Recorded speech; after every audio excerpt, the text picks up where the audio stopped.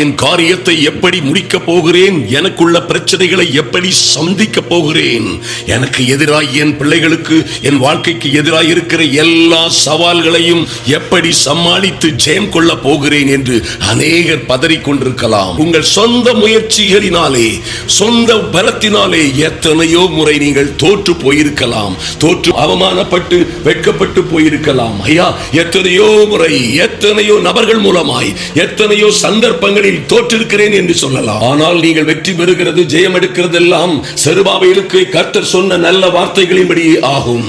பாருங்கள், கர்த்தரே சொன்னார், பலத்தினாலும் அல்ல, பலாத்கிரமத்தினாலும் அல்ல, என்னுடைய ஆவியினாலே ஆகும் என்று சேனைகளின் கர்த்தர் சொல்லுகிறார். எந்த காரியத்திலானாலும் சரி, பலத்தினாலும் அல்ல, பலாத்கிரமத்தினாலும் அல்ல, சொந்த பலத்தினாலும் அல்ல, கர்த்தருடைய ஆவியினாலே, ஆவியின் அபிஷேகத்தினாலே ஆகும்.